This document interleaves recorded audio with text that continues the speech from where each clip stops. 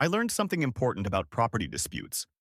The person who yells the loudest about boundaries is often the one who understands them the least.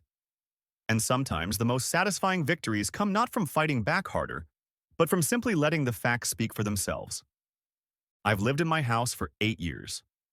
It's a modest place on about half an acre in an older neighborhood where most folks have been around forever. My previous neighbor, Bill, was great. We'd wave over the fence, help each other with yard work, the whole deal. When he moved to be closer to his daughter last spring, I was genuinely sad to see him go. Then the Vandenbergs moved in. Right away, the tone was different. They pulled up in a new Audi and a Range Rover. Within 2 weeks, they'd ripped out Bill's flower beds and installed a modern mailbox that didn't match anything else on the street.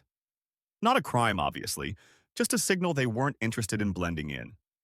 I introduced myself the day they moved in and brought over some cookies my wife made. Craig, the husband, took the container, said thanks, and closed the door. No small talk. No nice to meet you. Fine. Not everyone's social. About 6 weeks after they moved in, I came home to find a green postal slip in my mailbox. Certified mail. I remember standing in the driveway with my work bag still on my shoulder, staring at it with that sinking feeling you get when you realize someone has decided you're the enemy. I picked it up from the post office the next morning. It was from a law firm. Not an email, not a conversation, an attorney letter, delivered like we were already in litigation. The letter claimed my shed and gravel parking pad were encroaching onto their property by approximately 2 feet. It demanded I remove both within 14 days, or they'd pursue legal remedies, including a lawsuit for trespass, injunctive relief, and damages. Attached was a printout from one of those parcel-GIS apps, with bright red lot lines drawn over a satellite image. They'd circled my shed like I was supposed to accept it as proof. I'd lived here 8 years. That shed was here when I bought the place. The gravel pad, I'd put in myself 5 years ago, but I'd checked my paperwork before I did it and pasted off from where I understood the corners to be. The idea that I was suddenly over the line because an app said so felt absurd, but I also knew enough not to rely on memory and a screenshot. My wife read the letter and just said, "Are they serious?" I didn't know, but I wasn't about to tear down a functional shed based on a GIS overlay. That night, I pulled out my closing documents. When I bought the house, I paid for a proper boundary survey, not just a lender's sketch. The surveyor at the time had located the recorded monuments, and the stamped drawing showed the shed well within my boundaries, set back several feet from the line. The gravel pad didn't exist yet, but based on the measurements on the survey, it should have been even farther in. I scanned everything, organized it in a folder, and drafted a reply. I kept it polite.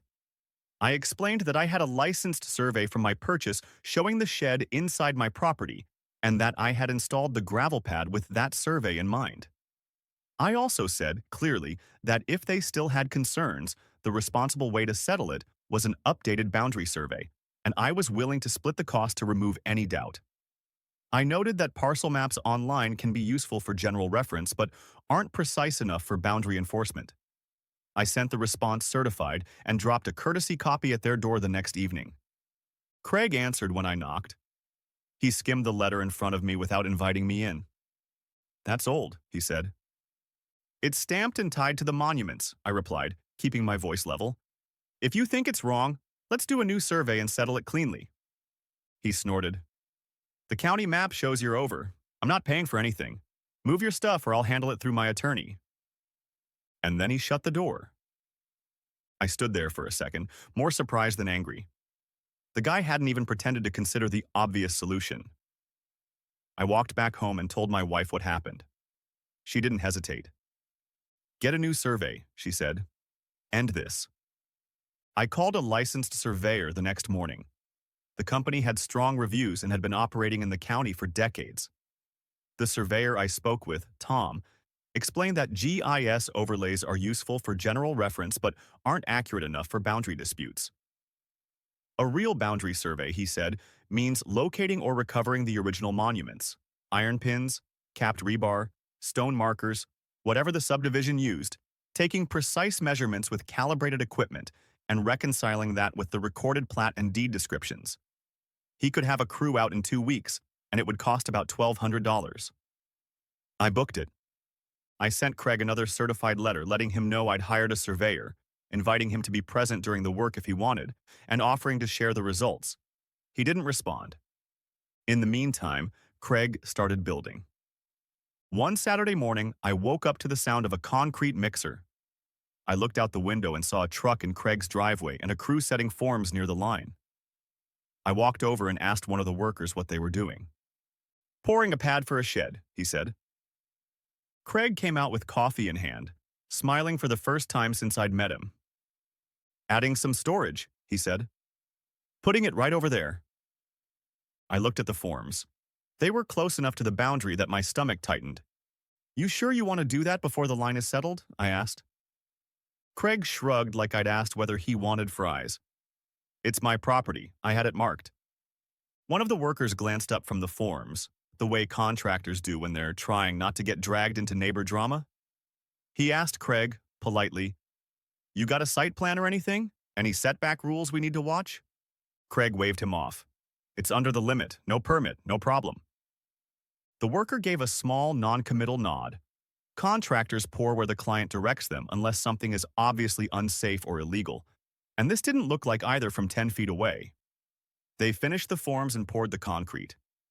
I didn't argue with the crew. I went back inside. My wife shook her head. "He's really doing this before it's settled?" 2 weeks later, Tom showed up with his crew. They had a tripod and total station, a metal detector for buried iron, the works. I offered them water and stayed out of the way. They worked methodically along the rear line and corners, sweeping for monuments, taking measurements, checking angles and distances, and flagging points with bright ribbon and small stakes so the line was visible. At one point, Tom crouched near the back corner, ran the detector, and they started digging carefully. A few minutes later, he pulled out an old iron pin, crusted with dirt but intact. He flagged it and logged it. When they finished their fieldwork, Tom called me over. He showed me the field notes and explained what would happen next.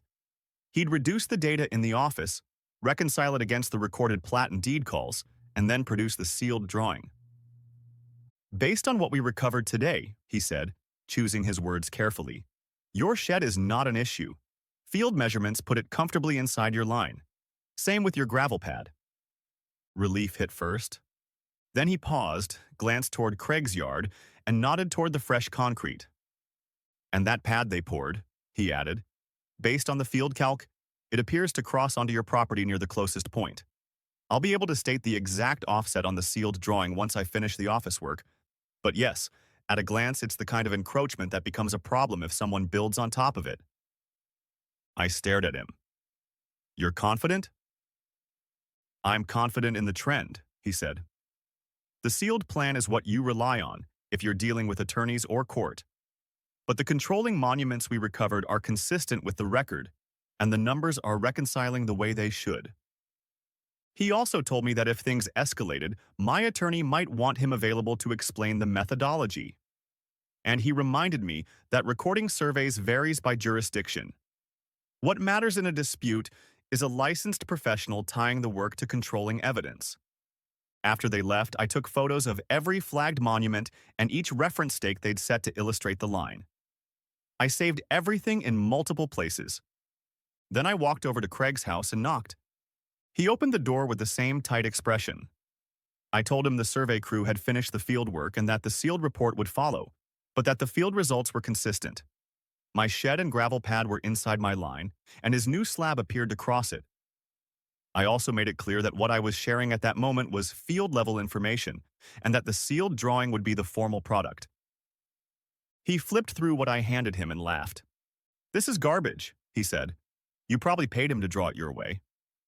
"He's licensed," I said steady. "If you disagree, hire your own surveyor.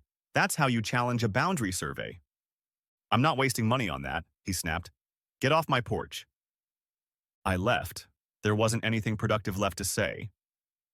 3 days later, I noticed the reference stakes and ribbons along the back were gone.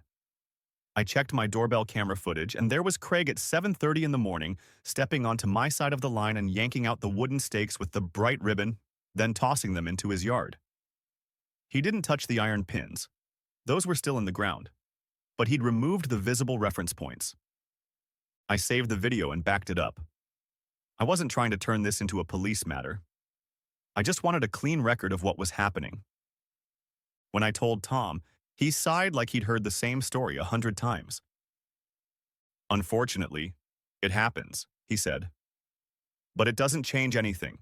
The monuments and record evidence are what matter, and the sealed drawing will still show what it shows." When the sealed survey arrived, it was as clear as Tom had suggested it would be. My shed and gravel pad were within my property line, and the edge of Craig's new slab crossed onto my side by just under 2 feet at the closest point. I sent Craig one more certified letter. I outlined what the sealed survey showed, noted that he'd entered my side and removed the reference stakes, included a still image from the camera footage, and requested that he stop any further work affecting my property and remove the encroaching portion of the slab. I gave him 30 days to respond in writing. I got my response soon enough. A letter from his attorney, a solo practitioner with an office a couple towns over. It was full of bluster, accusations that I was harassing them, vague claims that my survey was disputed, and threats about legal action and fees. It didn't include a competing survey. It didn't cite a contrary legal description. It didn't actually address the core issue, the slab crossing the line. That's when I hired my own attorney. She was calm, experienced in property disputes, and after reviewing everything, she said the facts were strong, and Craig's position was weak precisely because he had no competent evidence. She also explained the practical risk. Once someone builds over a line and the structure becomes settled, the fight can get slower, more expensive, and harder to unwind. The goal was to stop it now, before it turned into a permanent structure and a court fight over removal. She sent a formal demand letter to Craig's attorney with the sealed boundary survey report, photos of the flagged monuments, the video of Craig removing the reference stakes while standing on my property, and the recorded property documents. She demanded that Craig stop construction, remove the encroaching concrete, restore the disturbed area, and reimburse my survey costs. She also made it clear we were prepared to seek an injunction if necessary. Craig's attorney went quiet for 2 weeks. Then we got a short reply. They disputed the findings and proposed mediation. Mediation happened about 6 weeks later at a neutral office. Craig showed up in a suit, his attorney beside him, arms crossed like he was headed into court. My attorney laid out the package methodically. The licensed boundary survey tied to recovered monuments and recorded documents, the measurements, the photos, the timeline, and the video. The mediator, a retired judge who'd clearly seen this kind of thing before, asked one simple question. Do you have an independent boundary survey that contradicts this survey? Craig's attorney hesitated, then admitted they did not. The mediator nodded once like that confirmed what he already suspected. He didn't lecture. He just stated the practical reality. Without a competing licensed survey, it would be difficult to persuade a court to treat an app-based parcel overlay as more reliable than a sealed boundary survey tied to recovered monuments and record evidence. Craig looked like he was about to argue, but he stopped himself. For the first time, he looked less confident and more cornered by the facts. The mediator walked us through a reasonable settlement framework. Remove the encroachment, restore the area, and reimburse the costs Craig had forced into existence. My attorney also made the business point Craig seemed to understand best. An injunction and a court-ordered removal could get expensive quickly. And once you're in front of a judge, you can't control the outcome, especially if you've built first and asked questions later. In the end, the terms were straightforward. Craig would remove the portion of the slab and any construction encroaching onto my property within 45 days, and he'd restore and regrade the area. He'd reimburse me for the survey, and he'd contribute toward my attorney fees as part of the negotiated settlement. Because his choices had created the problem, and he wanted to avoid a court order and the risk of paying more later. In exchange, I agreed not to pursue additional damages or claims arising from the incident, so long as he complied. His attorney whispered to him for a long moment. Craig nodded, tight-lipped, and signed. It took him the full 45 days, but he did it. A crew came out, saw cut and jackhammered the concrete, hauled it away, and regraded the dirt. The shed he'd planned never got built. Craig didn't make eye contact with me once during the process. A couple weeks after the work was done, I received the settlement payment for the survey and the agreed portion of attorney fees. I deposited it the same day. These days, Craig doesn't talk to me, doesn't wave. When we're both outside, he goes in. I'm fine with that. I didn't want a feud. I just wanted him to respect the actual property line instead of assuming an app and an attitude were enough. My wife and I finished our own backyard project last month, the one we delayed while dealing with all this. We're out there most evenings now, and honestly, it feels better knowing the boundaries are clear, documented, and not up for debate. The loudest person in the room isn't always the most correct. Sometimes they're just the loudest. And sometimes, all it takes is a licensed surveyor, a tripod, and a buried iron pin to let the facts speak for themselves. If you had fun with this one, consider liking it and subscribe for more.